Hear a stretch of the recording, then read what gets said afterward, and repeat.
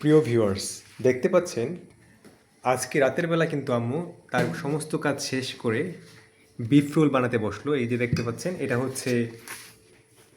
এটা হচ্ছে মাংসের কিমা। দেখতে পাচ্ছেন এখানে গরুর মাংস ইউজ করা হয়েছে। তারপর এখানে দেখুন কত পাতলা করে আম্মু শীটগুলোকে বানিয়ে নিয়েছে।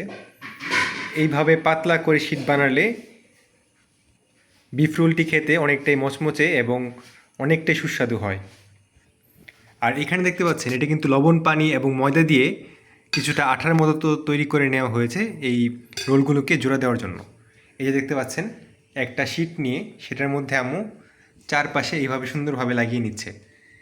এরপর এইভাবে আস্তে করে জিনিসটাকে রোল করে এটাকে বিফ রোলে পরিণত করবে। যেহেতু এটার মধ্যে গরুর মাংস ইউজ করা হয়েছে তাই এটার নাম বিফ রোল।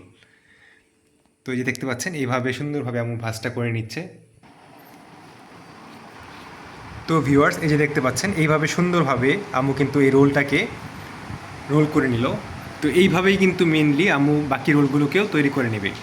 সাথেই থাকুন, আপনাদেরকে ইনশাল্লাহ দেখাবো।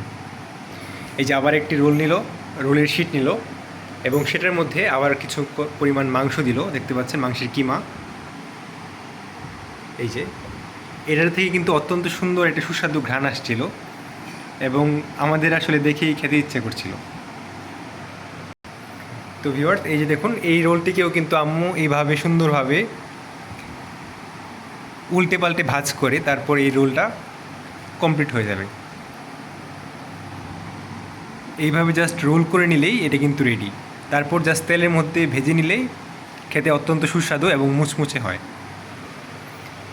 তো এই যে রোলের যে কিমাটা আছে এটা কিন্তু আসলে একটা মেইন ভূমিকা পালন করে রোলের টেস্টের এবং ফ্লেভারের ক্ষেত্রে। তাই আপনারা যদি কিমাটা সুন্দরভাবে বানাতে পারেন সেই ক্ষেত্রে কিন্তু রোলটাও খেতে সুস্বাদু হয়। এই মাংসের কিমাতে কিন্তু আম্মু ইউজ করেছে আদা, রসুন, পেঁয়াজ, জিরা এবং মাংসের কিমা। দেখতে পাচ্ছেন এখানে কিন্তু আম্মু কোনো প্রকারের হলুদ ইউজ করেনি এবং এখান থেকে কিন্তু অত্যন্ত সুন্দর এবং সুস্বাদু একটা ঘ্রাণ আসছিল। আপনারাও কিন্তু এভাবে ফ্লেভারটা যদি একটু ভালোভাবে অ্যাডজাস্ট করে নেন তাহলে কিন্তু জিনিসটা খেতে টেস্টি হয়। এখানে আপনারা চাইলে ম্যাজিক মশলা দিতে পারেন 2 প্যাকেট। আম্মু এখানে যে নুডলসের সাথে যে ম্যাজিক মশলা পাওয়া যায় সেই ম্যাজিক মশলা 2 প্যাকেট ইউজ করেছে, যার জন্য এখান থেকে একটা সুন্দর ঘ্রাণ আসছে। তো প্রিয় ভিউয়ার্স, এই যে দেখুন এখানে রোলগুলো কিন্তু বানানো কমপ্লিট এবং এইখানে কিন্তু আম্মু কিছুটা তেল দিয়ে নিল। আম্মুর ইচ্ছা হচ্ছে যে এখন এইগুলোকে ফ্রোজেন করে রাখবে, যেহেতু এখন রাতের বেলা আমরা কিন্তু আসলে রাতের বেলা রোলগুলো খাবো না। তো আম্মু এগুলো বানিয়েছে ফ্রোজেন করে রাখার জন্য। কেননা ফ্রোজেন করে রাখলে যে কোনো সময় কিন্তু ডিপ ফ্রিজ থেকে নামিয়ে বিকালে নাস্তার জন্য কিংবা সকালে যদি নাস্তা খেতে মন চায় সেই ক্ষেত্রে নাস্তা হিসেবে এগুলো খাওয়া যায়।